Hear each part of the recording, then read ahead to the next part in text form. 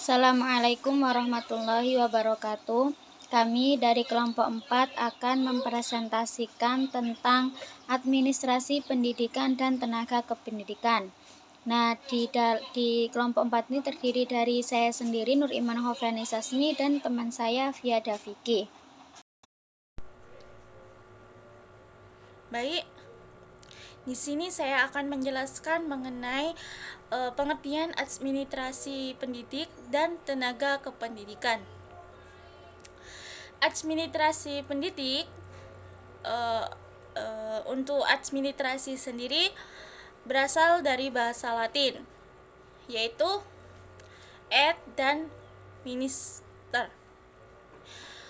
Untuk ad yang berarti ke atau kepada, dan minister yang berarti melayani, membantu, mengarahkan, dan dalam bahasa Inggris disebut to administer, yang berarti mengatur, memelihara, dan juga mengarahkan. Untuk pengertian yang lebih sempit, administrasi ialah mengacu pada kegiatan seperti pencatatan, pendokumentasian, pengelolaan surat menyurat, kemudian penyusunan laporan. Terus secara umum,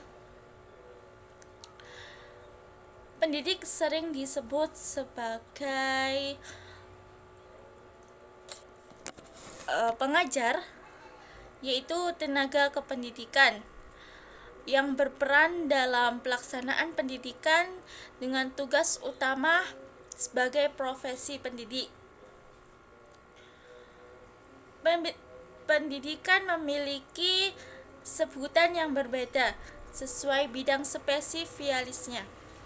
spesialisasinya, seperti guru, dosen, konselor, pamong belajar, widyaswara, tutor, instruktur, dan fasilitator.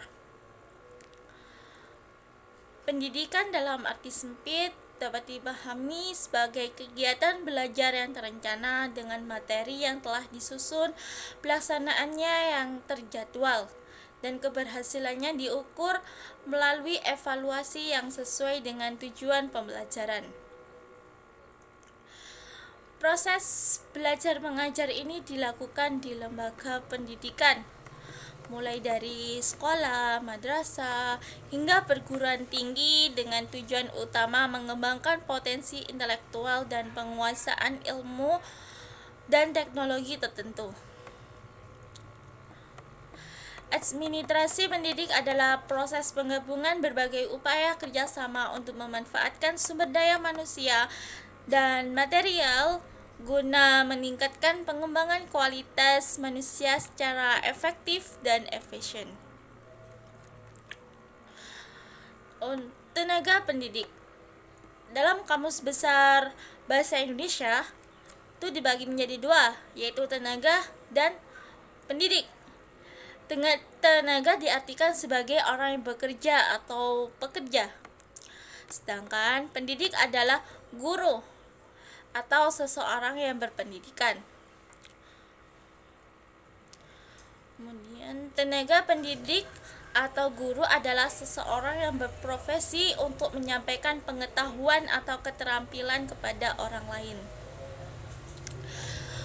Tenaga pendidik kependidikan memiliki peran penting dalam proses pendidikan untuk membantu karakter bangsa melalui pengembangan kepribadian dan nilai-nilai yang diinginkan. Tenaga kependidikan mencakup kepala sekolah, pengawas pendidikan, staf administrasi, pustakawan, petugas laboratorium, teknisi, pengelola kelompok belajar, pamong belajar, serta petugas kebersihan.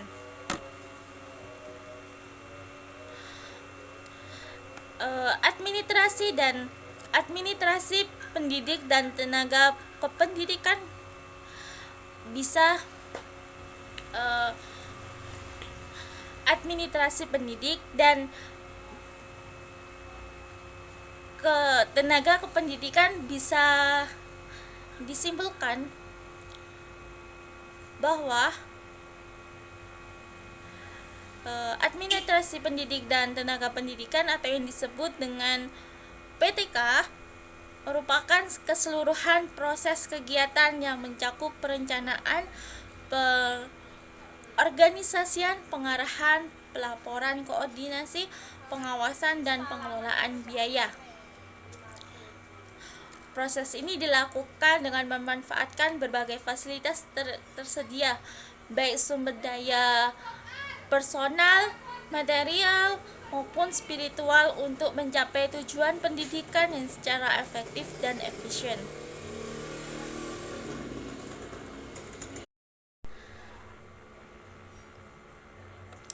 Baik, di sini saya akan menjelaskan bentuk kegiatan pendidik dan tenaga kependidikan. Bentuk kegiatan pendidik dan tenaga kependidikan ini ada 6. Yang pertama yaitu perencanaan. Perencanaan merupakan proses berkelanjutan yang bertujuan untuk menentukan kebutuhan pegawai baik dari segi kuantitas maupun kualitas yang akan ditempatkan pada posisi yang diperlukan saat ini dan di masa mendatang. Untuk melakukan perencanaan kebutuhan pegawai, seorang kepala sekolah perlu terlebih dahulu menganalisis dan mengidentifikasi jenis pekerjaan, tugas, dan posisi yang sangat mendesak, guna menghindari kesalahan dalam rekrutmen dan penempatan. Perencanaan ini terdapat 2 metode, yaitu tradisional dan terintegrasi. Perencanaan tradisional berfokus pada jumlah tenaga kerja serta jenis dan tingkat keterampilan yang dibutuhkan dalam organisasi. Sementara untuk perencanaan terintegrasi tidak hanya berpusat pada pasokan dan permintaan tenaga kerja, melainkan juga pada visi strategis di mana visi tersebut menjadi standar pencapaian organisasi. Kemudian yang kedua yakni ada seleksi. Setelah perencanaan untuk rekrutmen, kemudian ada tahap seleksi. Pada tahap seleksi ini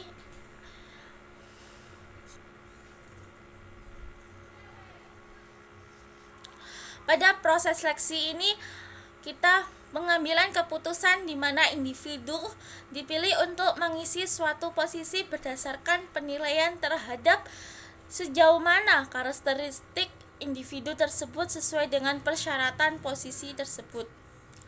Dalam proses seleksi calon tenaga kependidikan ini dilakukan beberapa tahapan seperti tes tertulis, wawancara, praktek guna memperoleh tenaga kependidikan yang kompeten dan sesuai dengan klasifikasi serta kualifikasi yang dibutuhkan.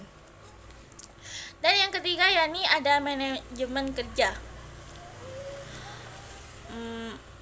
Sistem manajemen kinerja ini yang akan diterapkan sangat bergantung pada kebutuhan dan tujuan masing-masing sebuah organisasi. Namun di sini ada 6 langkah-langkah dalam manajemen kinerja pendidik dan tenaga kependidikan, yang meliputi pertama, persiapan untuk pelaksanaan proses, yang kedua, penyusunan rencana kinerja, yang ketiga, komunikasi kinerja secara berkelanjutan,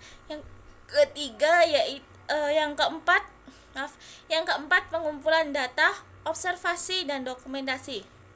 Dan yang kelima yaitu evaluasi kinerja dan yang terakhir yaitu pengukuran dan penilaian kinerja. Untuk kegiatan yang keempat yaitu ada kompensasi.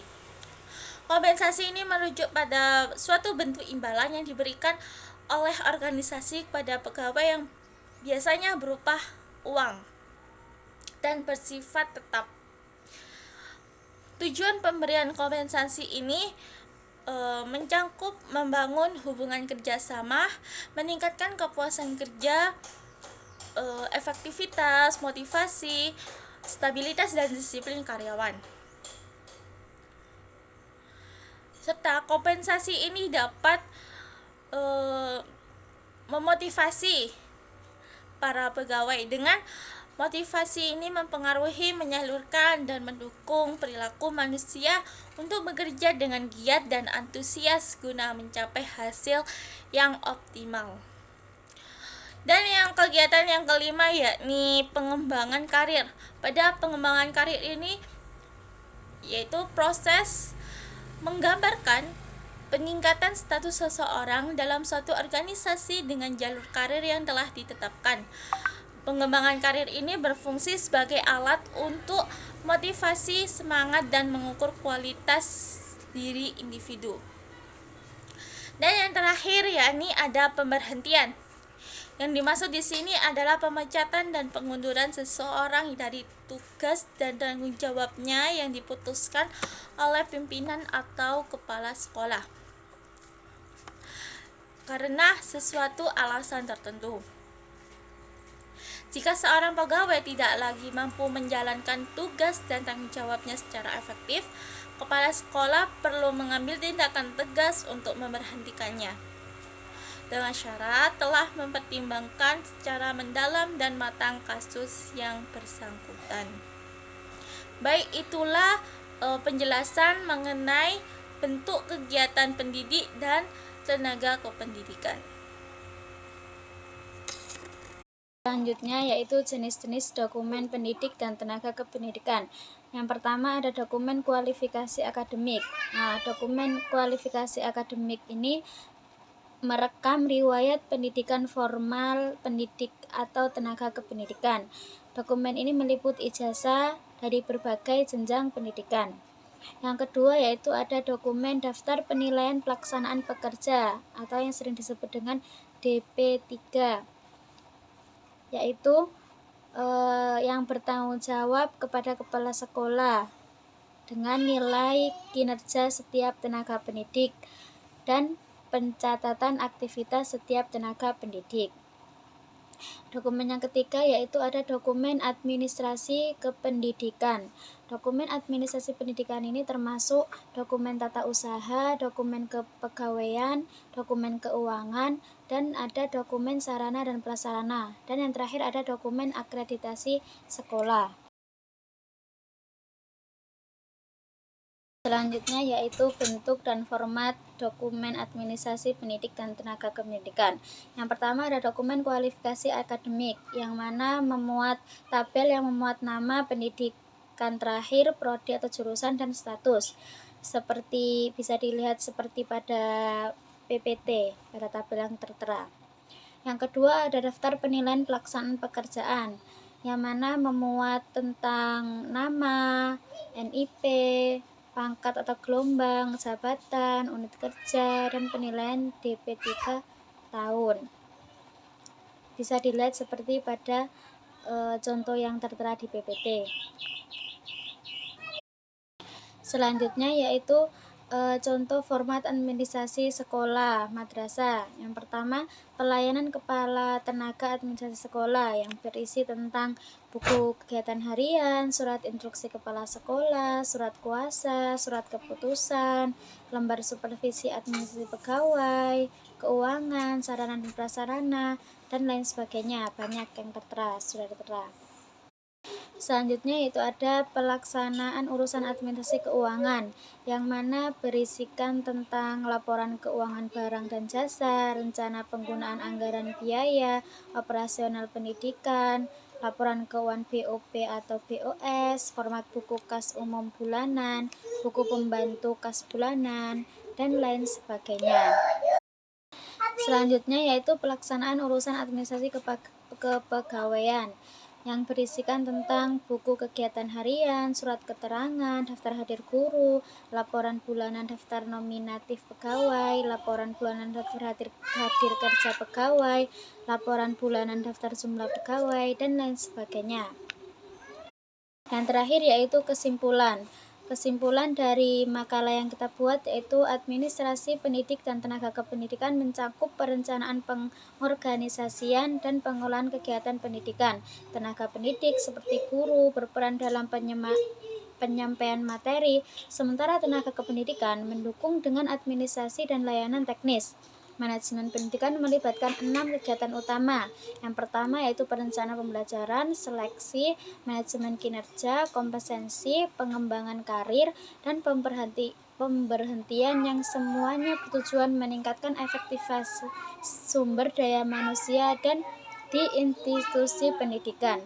Dokumen administrasi penting untuk kelancaran proses pendidikan seperti dokumen kualifikasi, penilaian kerja, dan administrasi tenaga kependidikan.